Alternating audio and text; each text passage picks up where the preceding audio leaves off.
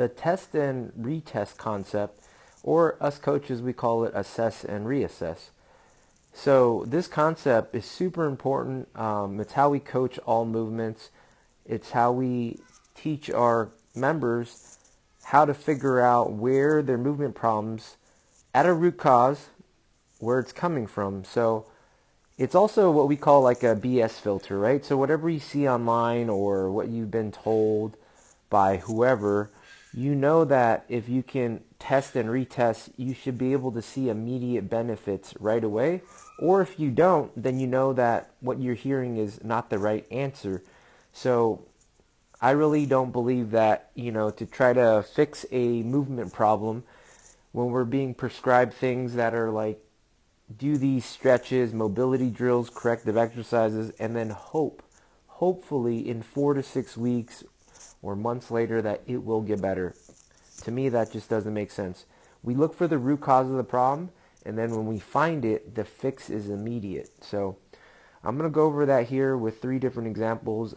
There's a squat, a couple deadlifts. So those are the most functional lower body movements we do: sitting down, getting up, picking something up off the ground. So whether you worked out or not, this applies to you.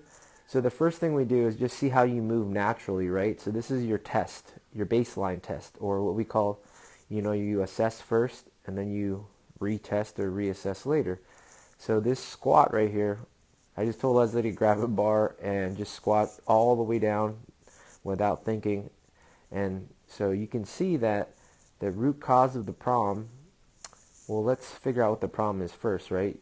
You should always be able to see and feel the problem. If you don't see it or you can't feel it, then how do you know what you're trying to fix? So right here, if you look, the lower back, the hips shift at the bottom. So right here, we slow it down.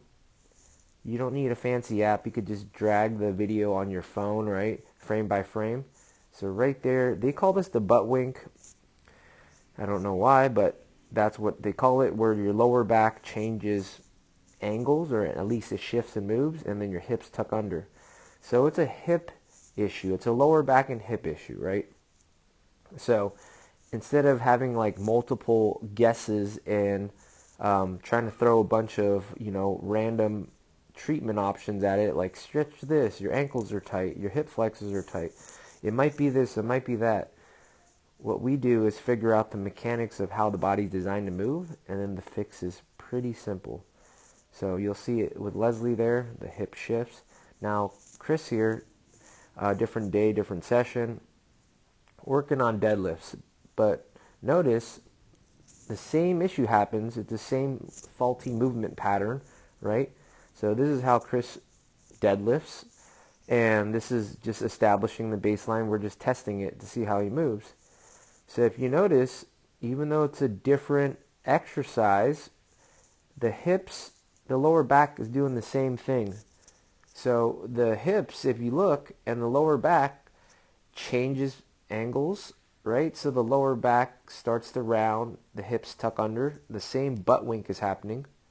Your body doesn't know if it's squatting or deadlifting, right? It's just moving, it's just bending. So right about there, you could see that this is rounding, and then the hips tuck under. So same mechanical fault, right? And then one more example, again, a different day, a different session, working with Brian. Everything looks pretty good here, but all of a sudden, at the end right there, very subtle, but you can see that the hip tucks under, the lower back changes shape, I guess you could call it, changes position. You never want your lower back to change shapes or positions or angles, whatever you like to call it, while you're moving, because then on the next rep, when you try to pick it up, all bad things happen. So this is just step one. I'm just showing you that if you focus on mechanics, right, you don't just fix the squat like Leslie here. It's not about just fixing one exercise.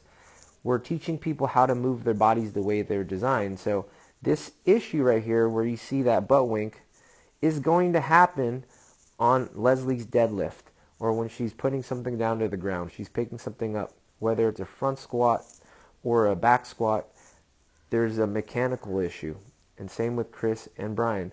So if you guys take a video of yourself squatting, deadlifting to full range, see if you guys can spot this issue. So then the follow-up question is, what's causing it? What's the root cause? And if you don't understand the mechanics, then you're going to be, stuck in a hamster wheel of trying to treat the symptoms. Imagine if you continue to squat this way, or Leslie does, she's probably going to have really tight hip flexors or hips, or her knees start to hurt, or her lower back starts to take more of the tension, or she might even get neck pain because she has to push against that bar because it's so far forward. So you could spend hours on end chasing the symptoms, being on that hamster wheel, the never-ending hamster wheel of maybe your ankles start to get tight because all the weight's going to the outside of the shins. So why wouldn't we want to figure out what is causing this, why this is happening? Versus, by the time she gets here where things disengage, all the weight now is going to all the wrong places. Lower back, hips, knees, shins, neck, right? Then you're always going to be chasing those pain symptoms where the weight goes, but never figuring out the root cause of the problem. So stay tuned.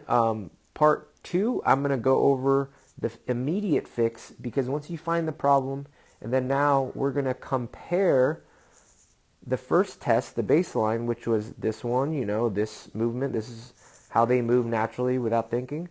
And then it's going to be one universal fix, because we all have the same, hips, lower back, knees.